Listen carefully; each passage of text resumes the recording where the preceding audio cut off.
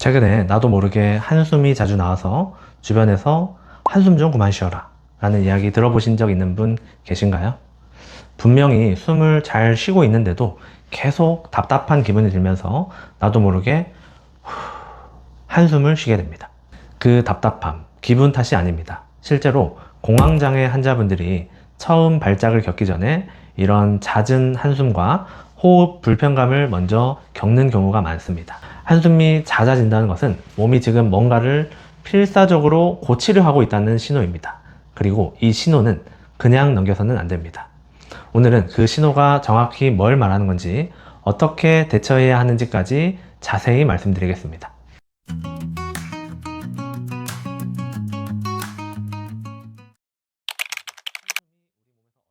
한숨은 뇌가 폐를 리셋하자 하고 보내는 자동 명령입니다. 산소 교환의 효율성을 높이기 위해서죠. 근데 이게 폐만의 이야기는 아닙니다. 한숨은 자율신경계와 직접 연결되어 있습니다. 들이마시는 숨은 교감신경을 자극하고 내쉬는 숨은 부교감신경을 자극합니다. 한숨은 크게 들이마셨다가 길게 내뱉는 동작이잖아요. 그 자체가 자율신경을 리셋하는 동작이기도 한 겁니다. 그래서 몸이 긴장 상태에 있을 때 한숨이 나오는 거예요. 자율신경계가 스스로 균형을 찾으려는 시도입니다. 한숨은 몸이 스스로를 고치려는 자동 동작입니다. 한숨이 가끔 나오는 것은 정상적인 리셋 과정입니다. 근데 이게 이상할 정도로 자주 나온 거는 몸이 리셋을 계속 시도해야 하는 상황이라는 뜻입니다. 왜 계속 시도하냐? 교감신경이 만성적으로 올라가 있기 때문입니다. 교감신경이 계속 켜져 있으면 몸은 항상 긴장 상태입니다. 그래서 리셋 신호가 계속 나오는 거예요. 즉, 한숨이 계속 잦은 건 단순한 일시적인 스트레스 상태를 의미하는 게 아니라 몸과 자율신경계가 지속적인 긴장 상태에 있다는 신호입니다. 자율신경 실조증 환자분들에게 아주 흔한 증상입니다. 교감신경이 과하게 활성화된 채로 꺼지지 않는 상태니까 몸이 끊임없이 리셋을 시도하는 거예요. 흔히 동반되는 증상이 두근거림, 피로감, 불면, 소화불량 등입니다. 한숨은 그런 여러 신호 중에 하나입니다. 그리고 공황장애 환자분들한테도 자주 나타나는데 이게 중요합니다. 공황 발작이 갑자기 터지는 것처럼 느껴지지만 사실 그 전부터 몸은 신호를 보내고 있습니다. 호흡이 조금씩 얕아지고 한숨이 잦아지고 숨 쉬는 게 왠지 불편해지는 느낌. 이게 공황 발작 전에 흔히 먼저 나타나는 패턴입니다. 공황장애는 뇌가 위협을 과도하게 감지하는 상태입니다. 그 상태에서는 자율신경이 계속 과각성 상태로 올라가 있어요.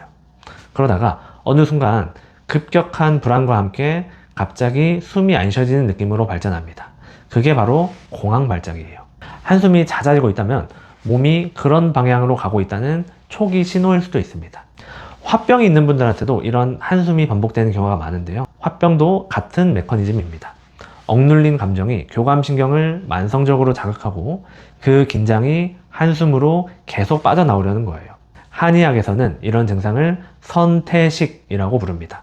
감기울결이라고 부르는 병증에서 나타나는 대표적인 증상인데요. 이런 감기울결이라는 병증이 있을 때 어떤 증상들이 나타나냐? 가슴이 답답하고 옆구리나 명치 쪽이 불편하고 한숨이 자꾸 나오고 감정 기복이 심해지고 소화가 잘 안 되고 잠들기가 어렵습니다. 어떠세요? 이거 내 이야기인 것 같지 않으세요? 사실 한의학 의서에서 표현하는 감기울결이라는 것은 현대의학으로 보면은 자율신경 실조증, 특히 교감신경 항진에서 나타나는 전형적인 증상들입니다. 동서양의 표현은 달라도 결국 같은 얘기를 하고 있습니다. 자, 지금까지 내용을 정리하자면 이렇습니다. 한숨이 잦다는 건 교감신경이 만성적으로 올라가 있다는 신호입니다. 자율신경 실조증, 공황장애, 화병, 한의학적으로는 감기울결. 표현은 달라도 뿌리는 같습니다. 자, 첫 번째는 참지 마세요. 한숨이 나올 때 참으면 산소 교환 과정이 리셋도 안 되고 자율신경 균형을 맞추려는 시도도 막히는 것입니다. 사람들 앞에서 부정적으로 보일까봐 꾹 참는 분들도 많으세요. 근데 그 순간 몸의 자동 복구 과정을 막는 겁니다. 나올 때 내보내세요. 그게 먼저입니다.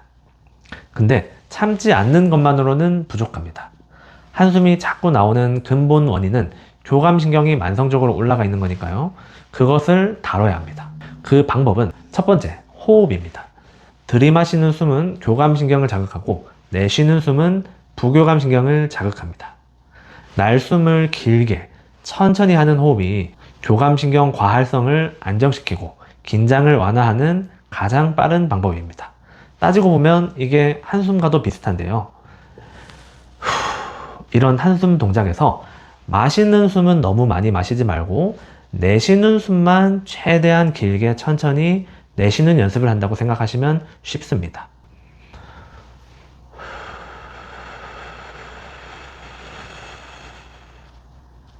이렇게 한숨에서 내쉬는 숨만 최대한 길게 한다고 생각하시면 됩니다.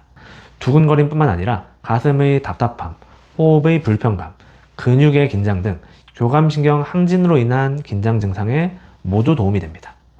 두 번째는 운동입니다. 교감신경이 이렇게 만성적으로 올라가 있는 분들한테 운동이 큰 도움이 됩니다. 운동은 심박수를 올리고 교감신경을 일시적으로 올렸다가 그 반동으로 부교감신경이 활성화되는 구조예요. 현대인들에게 이런 교감신경 항진으로 인한 병증이 많이 두드러진 이유는 스트레스가 많아서 몸이 마치 싸울 준비를 하듯이 긴장을 하고 교감신경을 항진시키지만 신체 활동은 너무 부족해서 이런 긴장 상태가 해소되지 않기 때문입니다. 몸은 마치 싸울 준비를 하듯이 계속 긴장을 하는데 몸을 쓰는 것이 너무 부족한 것이죠. 그래서 규칙적인 가벼운 운동은 이런 긴장 상태로 쌓인 에너지를 가장 자연스럽게 발산하는 방법입니다. 단, 격렬한 운동보다는 가벼운 유산소 운동이 더 맞습니다. 너무 강한 운동은 오히려 교감신경을 더 자극할 수 있어요. 세 번째는 한의학적 치료입니다.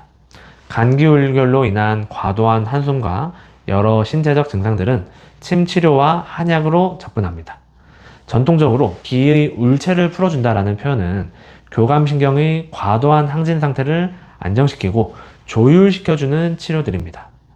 사역산, 시오소간산 같은 처방들이 이런 증상들을 치료하는 데 쓰입니다.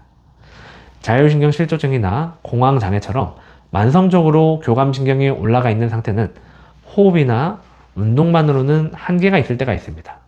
이럴 때 한의학적 치료를 병행하면 훨씬 더 빠르게 안정을 찾을 수 있습니다. 한숨이 자꾸 반복해서 나온다는 것은 가볍게 넘길 만한 증상도 아니고 내가 단순히 스트레스가 많아서 나타나는 일시적인 증상도 아닐 수 있습니다. 자율신경계의 불균형이 자꾸 나타나고 있고 몸은 이를 계속 스스로 고치려고 하고 있는 겁니다. 근데 혼자 감당하기에는 벅찬 상태인 것이죠. 정리합니다. 한숨이 잦다면 교감신경 과활성 신호입니다. 한숨이 나오는 것을 참지 마세요. 그리고 근본 원인을 다뤄야 합니다. 호흡을 통한 이완법, 가벼운 유산소 운동, 필요하다면 치료, 이 순서로 접근하시면 됩니다. 몸은 신호를 계속 보내고 있습니다. 내 몸이 보내는 신호를 놓치지 마세요.